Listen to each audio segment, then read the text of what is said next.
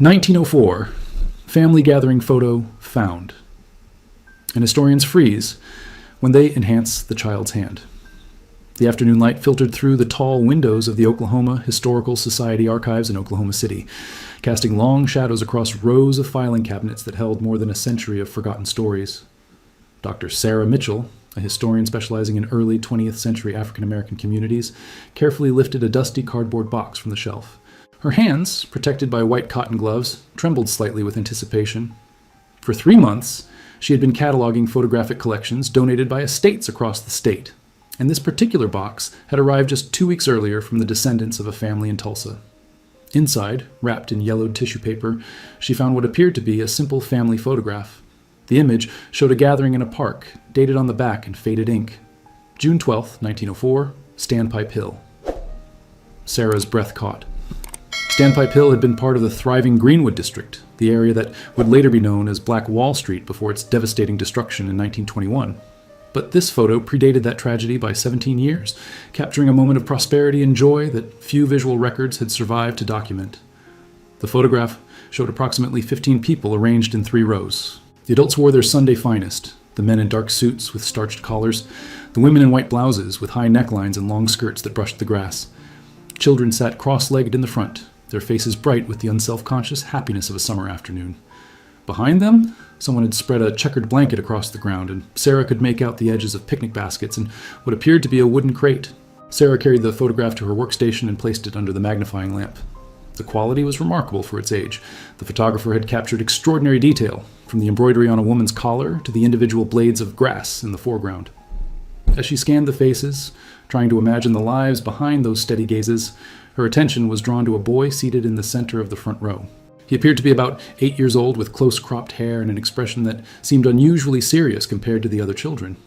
She adjusted the lamp and leaned closer. The boy's right hand rested on his knee, and there was something there, something small and metallic that caught the light. Sarah reached for her digital scanner, her heart beginning to pound with the familiar excitement of discovery. She had learned long ago that photographs from this era often held secrets invisible to the casual observer, details that only revealed themselves under careful examination. Sarah uploaded the scanned image to her computer and opened the photo enhancement software. As the high-resolution file loaded, she zoomed in on the boy's hand, increasing the magnification until the pixels began to separate into distinct shapes. What she saw made her sit back abruptly in her chair, her mind racing to make sense of the impossible. Pinned to the boy's shirt, just above where his hand rested, was a small badge. It was roughly circular, no larger than a quarter, and appeared to be made of brass or bronze. But it was the design on the badge that had frozen Sarah in place. Even through the grain of the century-old photograph, she could make out a series of symbols etched into the metal. An open book, a torch, and beneath them, what looked like interlocking circles or links of a chain. The symbolism was unmistakable to anyone familiar with educational iconography. The book represented knowledge, the torch, enlightenment. But the chain links were what troubled her. This particular combination of symbols wouldn't become associated with African American educational movements until decades later, during the civil rights era of the 1950s and 1960s.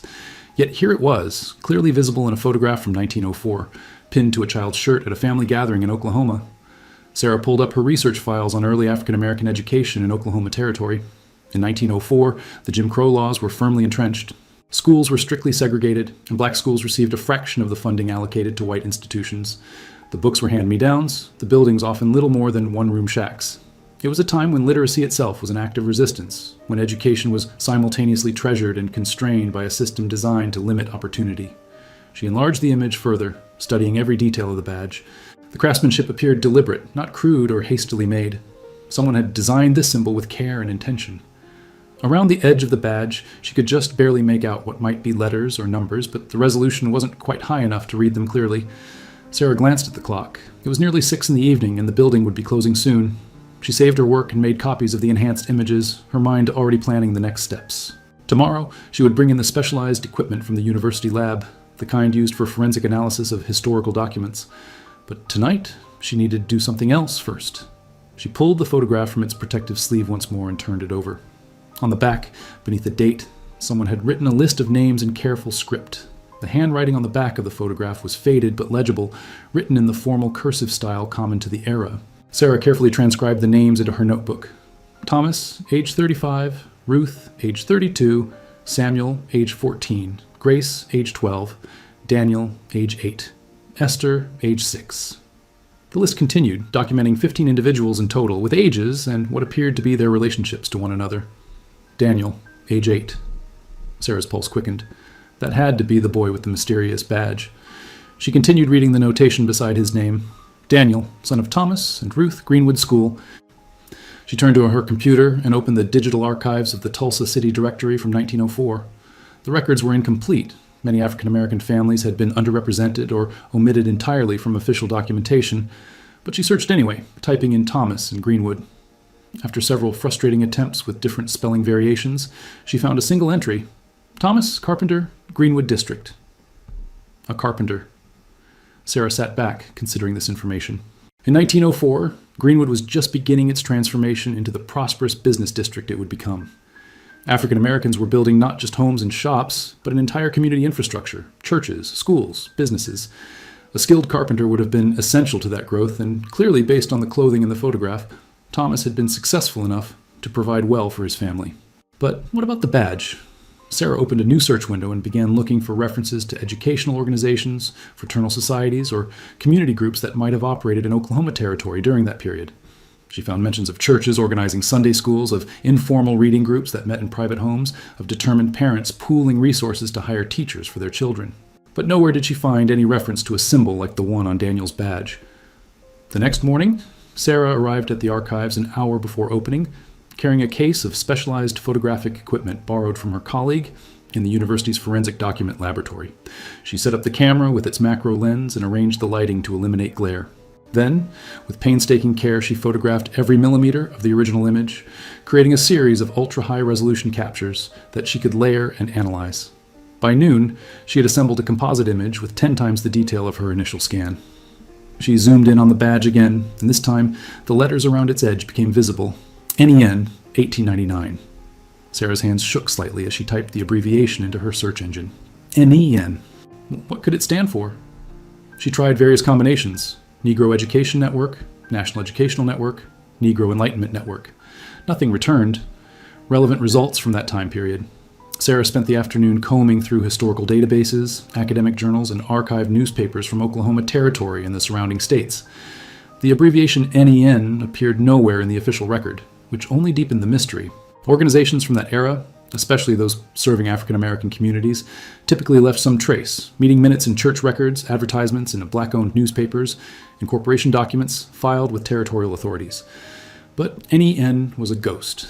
Frustrated, she decided to approach the problem from another angle. She pulled up census records from 1900 and 1910, searching for the family members listed on the back of the photograph. Thomas appeared in the 1900 census as a 29-year-old carpenter living in Tulsa with his wife Ruth and 2 children. By 1910, the family had grown, and Thomas was listed as a building contractor with property valued at $2,000, a substantial sum for a black family in Oklahoma at that time. But it was the entry for Daniel that caught her attention. In the 1910 census, taken when he would have been 14, his occupation was listed as student. The census taker had made a small notation in the margin. Private academy. Sarah leaned forward, her heart racing. Private academy. In 1910, Oklahoma, segregated public schools were the norm, but private academies, specifically for African American children, were extremely rare and usually operated in secret or under the guise of church programs. The notation suggested that Daniel had access to educational opportunities far beyond what was typically available to black children in the region. She picked up her phone and called Dr. Marcus Williams, a colleague at Howard University who specialized in African American educational history. Marcus answered on the third ring, his voice warm and curious when she explained what she had found. NEN from 1899, Marcus repeated thoughtfully. That's before Oklahoma even became a state. During that period, there were definitely underground educational networks operating throughout the South and border territories. Freedmen's Bureau schools had mostly closed by then, and Jim Crow was tightening its grip. Some communities developed their own systems, passing knowledge from person to person, operating schools that deliberately flew under the radar. But would they have had identifying badges? Sarah asked. Something children would wear openly? There was a long pause. Not openly, no. That would have been dangerous, but within the community, at private gatherings, that's possible. These networks needed ways to identify trusted members, to know who could be approached safely about education for their children. A small symbol, worn at specific times, could serve that purpose. Sarah felt a chill run down her spine. Marcus, what if this wasn't just an informal network? What if this was organized, structured, operating across multiple communities? Then you found something that's been hidden for over a century, Marcus said quietly. And someone went to great lengths to keep it that way. That evening, Sarah sat in her apartment with the photograph and her research notes spread across the dining table. The late autumn rain tapped against the windows as she studied the faces in the image once more, trying to see beyond the formal poses and Sunday clothes to the lives these people had lived. She focused on Ruth, Daniel's mother, who stood in the back row with her hand resting on her husband's shoulder. Ruth's expression was composed, almost serene, but there was something in her eyes, a sharpness, an intelligence, that suggested a woman who missed nothing. Sarah zoomed in on Ruth's collar and noticed something she hadn't seen before. A small pin, similar in size to Daniel's badge but shaped differently. It appeared to be a simple brooch, the kind women wore to fasten their high collars, but when Sarah enhanced the image further, she could see the same symbols. The book, the torch, and the interlocking links. Ruth was part of it too. Whatever NEN represented, it wasn't just for children or just for men. This was a family commitment, perhaps even a community-wide movement. Sarah opened her laptop and began searching for Ruth specifically, trying variations of the name combined with Tulsa and teacher. After nearly an hour, she found a brief mention in a 1908 issue of the Tulsa Star, one of the city's African-American newspapers. The article, reporting on a church social, mentioned Mrs. Ruth of Greenwood, who has been instructing the young people in literature and arithmetic. Instructing the young people. Not as a licensed teacher. That would have required certification from the territorial government, something virtually impossible for a black woman to obtain in 1908 Oklahoma. This was informal education, the kind that happened in homes and churches, away from official scrutiny. Sarah's phone rang, startling her from her thoughts. It was Marcus calling back. "I've been thinking about what you found," he said without preamble. "Well, I made some calls to colleagues who work with oral histories from Oklahoma's black communities.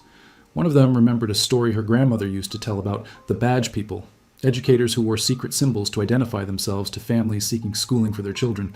The grandmother said her own mother had been part of it, back before statehood." Sarah's breath caught. "Did she say anything else? Anything about what the organization was called?" "She called them the Night School," Marcus replied. "Not because they met at night, but because they operated in the shadows, invisible to white authorities. She said they had a network that stretched from Texas to Kansas, operating in border communities where black families had some economic independence but faced severe educational restrictions. The Night School. The pieces were beginning to fit together. NEN could stand for Negro Education Network, exactly as Sarah had guessed, but it represented something far more sophisticated than she had imagined. A coordinated effort spanning multiple states, operating for years beneath the notice of those who would have shut it down. The following Monday, Sarah requested leave from her regular duties at the Historical Society to pursue the investigation full-time. Her supervisor, Dr. Helen Garcia, listened intently as Sarah presented everything she had discovered, her eyes widening as the implications became clear. "If this is real," Helen said slowly, "if there was an organized underground educational network operating in Oklahoma Territory before statehood, this changes our understanding of African American resistance and community building in the region. This needs to be documented properly." Helen approved 3 weeks of dedicated research time and arranged for Sarah to access additional resources, including funds to travel and interview potential descendants of the family in the photograph. Sarah's first stop would be Tulsa, where she hoped to find records in church archives and local historical societies that might have escaped the destruction of the 1921 massacre. 2 days later, Sarah drove north to Tulsa under gray November skies. The city had changed dramatically since 1904, rebuilt and expanded far beyond the boundaries of the old Greenwood district.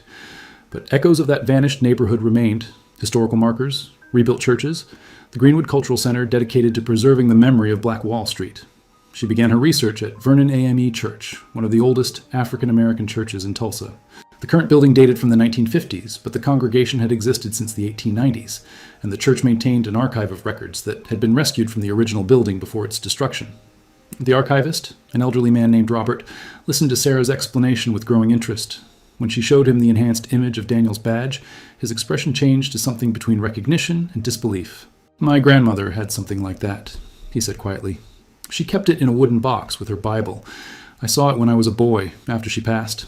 We didn't know what it meant, just that it had been important to her. My mother said she had been a teacher, back before schools were integrated, but she wouldn't say much more than that." Sarah's heart raced. "Do you still have the badge?" Robert shook his head regretfully. "My mother was told to get rid of everything after the massacre. Anything that might identify families as educated or organized or prosperous. It made you a target." She buried most of my grandmother's papers in the backyard, and they were ruined by the time anyone thought to dig them up. But I remember what the badge looked like, the book and the torch with chains linking them together. Not chains, Sarah said softly. Links, connections between people, between communities, a network. Robert nodded slowly, understanding dawning in his eyes. She used to tell me, education is the chain that can't be broken no matter how hard they try. I always thought she meant it metaphorically. Robert led Sarah deeper into the church archive, a climate-controlled room in the basement filled with filing cabinets and acid-free storage boxes. He pulled out several ledgers from the early 1900s, membership rolls, baptismal records, meeting minutes from church committees. Sarah handled them carefully, aware she was touching documents that had survived against enormous odds. The original church building was destroyed in 1921, Robert explained as Sarah examined the ledgers. But Reverend Ellis, who was pastor at the time, managed to save some records. He carried them out in a trunk while the neighborhood was burning. My grandmother helped him hide them in a root cellar outside the city until it was safe to return. Sarah found an entry from September 1903 that made her pause. Education committee meeting, 7 members present. Discussion of curriculum expansion and recruitment of new instructors. Motion passed to create identification system for certified participants. Education committee, Sarah murmured. That's unusually formal for a church program. The church was the center of everything back then, Robert said. If you wanted to organize something in the black community, you did it through the church. It provided cover, made it look like religious education instead of what it actually was. Sarah photographed the page, then continued through the ledger. Several entries mentioned the Education Committee, always briefly, never with detailed minutes. But in January 1904, she found a longer notation. Committee reports successful expansion to 3 additional churches in the territory, the NEN. Program now serves 127 children across 5 communities. Badge distribution completed for new participants. There it was, NEN, mentioned directly in church records, tied to an organized educational program operating across multiple communities. Sarah felt a surge of vindication mixed with awe at what she was uncovering. Robert leaned over her shoulder, reading the entry. 127 children, he said softly. That's substantial for that time period. Someone put serious resources and planning into this. Sarah spent the rest of the afternoon photographing relevant pages from the church archives. When she finished, Robert invited her to his home to meet his aunt, Lorraine, who was 92 and had been born in Greenwood just after the massacre. They drove through North Tulsa as the afternoon light faded, past blocks of modest homes and churches. Robert's house was a small bungalow with a well-tended garden. Inside, Lorraine sat in a recliner near the window, a quilt across her lap. Her eyes were sharp and alert as Robert introduced Sarah and explained why she had come. Sarah showed Lorraine the photograph, and the older woman's hands trembled slightly as she held it. That's Standpipe Hill, she said immediately, before everything was destroyed. My mother used to tell me about picnics up there, how you could see the whole city spread out below you. Did your mother ever mention the badges? Sarah asked gently. The NEN? Lorraine looked up sharply. Where did you hear that name?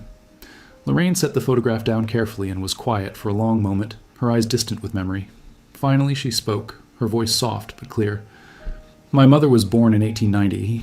She was too young to be part of the NEN when it started, but she remembered the adults talking about it when she was a girl. She said it was dangerous work, what they were doing. White authorities didn't want black children educated beyond basic labor skills. If they found out there was an organized system, people could lose their jobs, their homes. Worse things could happen too. Sarah leaned forward, not wanting to interrupt, but desperate to hear more. The way my mother explained it, Lorraine continued, there were teachers, men and women who had gotten education somewhere, maybe in the north or through missionary schools. They couldn't teach openly, not the way they wanted to, so they created the network. They would identify families with children, approach them quietly, and offer instruction.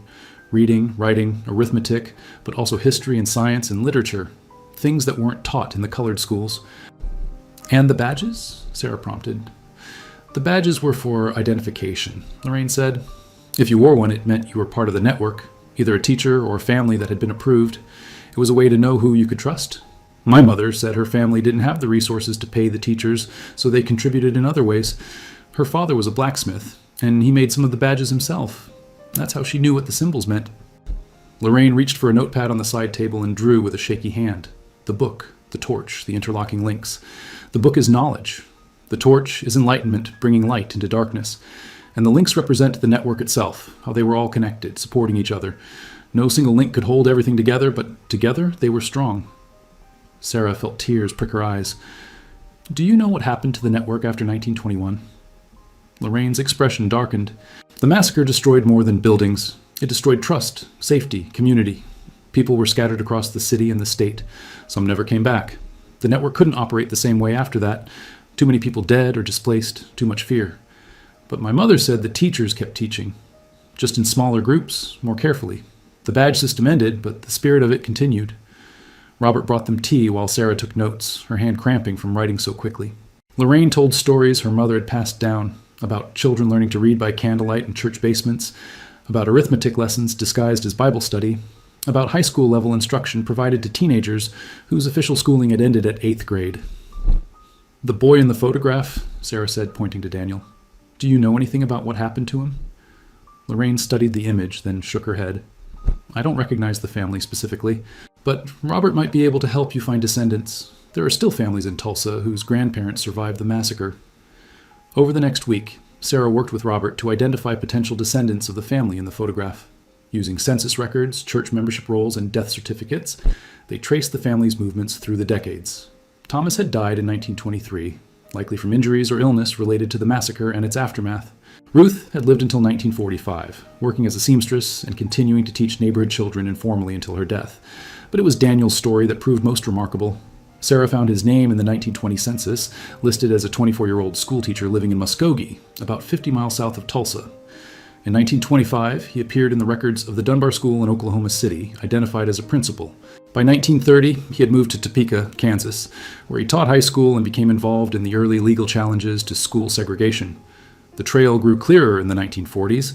Daniel had been one of the educators consulted by NAACP lawyers, building the case for what would eventually become Brown versus Board of Education.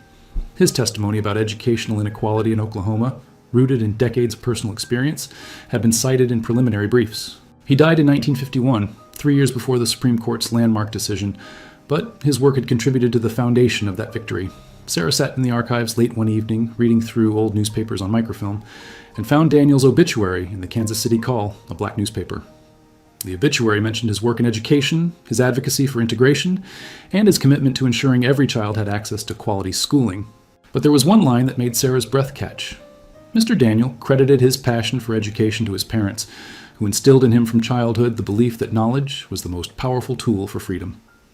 She thought of the 8-year-old boy in the photograph, wearing his badge with such seriousness, and understood. That badge had represented more than an organization. It had represented a promise, a commitment passed from one generation to the next. Sarah finally located a living descendant through Robert's network of contacts, Daniel's granddaughter, Patricia, who was 73 and lived in Tulsa. When Sarah called to introduce herself and explain what she had discovered, Patricia was silent for a long moment. I have some of my grandfather's papers, Patricia said finally. He kept journals, letters. I've never known what to do with them, but I couldn't throw them away. Maybe now is the time to share them. The following Saturday, Sarah drove to Patricia's home in a quiet neighborhood in North Tulsa. Patricia met her at the door, a tall woman with silver hair and her grandfather's serious eyes. Inside, the walls were lined with family photographs spanning generations. Patricia led Sarah to a spare bedroom that served as a home office. On the desk sat 3 leather-bound journals, their pages yellowed but intact. Sarah sat at Patricia's dining table with the journals spread before her, handling them with the reverence they deserved. The first journal began in 1918 when Daniel was 22 and teaching at a rural school in Oklahoma. His handwriting was precise, each entry dated and carefully composed. But it was the second journal, started in 1920, that held the key to understanding the full story of the NEN. In an entry dated March 15, 1920, Daniel had written a reflection on his childhood that Sarah read aloud to Patricia. I remember the day my mother pinned the badge to my shirt. I was 8 years old and proud to wear it, though I did not fully understand what it meant. She told me it was a symbol of a promise, that no matter what obstacles we faced, our community would find ways to pass knowledge forward. The NEN was born from necessity in 1899, when a group of teachers in Tulsa, Muskogee, and Boley recognized that official channels for black education were closing even as our communities grew. They decided to create their own system, invisible to those who would stop them, sustained by families who understood that education was survival. Sarah paused, her throat tight with emotion. Patricia nodded for her to continue. My parents were part of the NEN from its beginning. My father built the schoolrooms hidden in church basements. My mother taught literacy to children whose official schools stopped at 4th grade. They risked everything because they believed in the future. In my future, in the future of every child who wore that badge. When I became a teacher, I was fulfilling the promise they made when they joined that network. I am a link in the chain that cannot be broken. Sarah looked up from the journal to find Patricia wiping tears from her eyes. "I never knew," Patricia said softly. "I knew my grandfather was a teacher and an activist, but I didn't know about his parents, about the NEN, about how far back it all went." Together, they spent the afternoon going through the journals and the boxes of papers Patricia had preserved. They found letters from other NEN participants describing the network's operations in different communities. They found a list of 127 names, the children who had been part of the program in 1904, including Daniel's own name.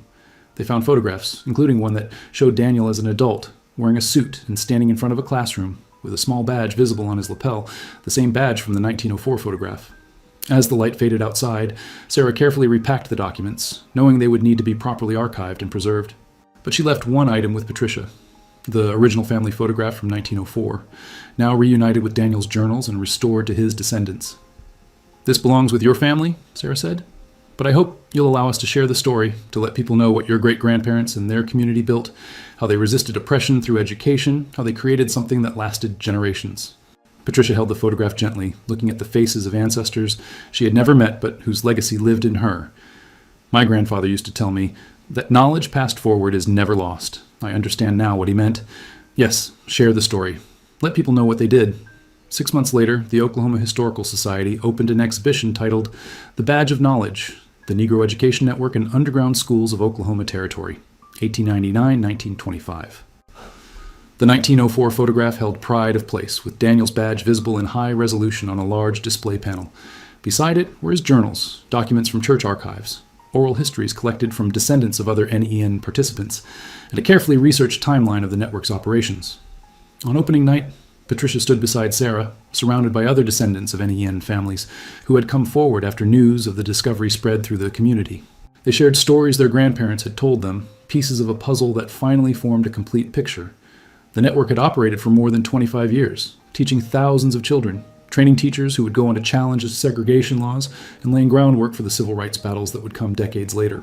As Sarah looked at the photograph one more time, she thought of 8-year-old Daniel, wearing his badge with pride, unaware that more than a century later his image would reveal a hidden history of courage, resistance, and unbreakable determination. The badge he wore was more than metal and symbols. It was a promise kept across generations, a chain of knowledge that had never broken, even in the face of violence and oppression. The photograph had finally given up its secret, and in doing so, had restored honor and recognition to a community that had refused to let their children's futures be limited by the prejudices of their time. The NIN was no longer hidden. Its legacy was visible at last.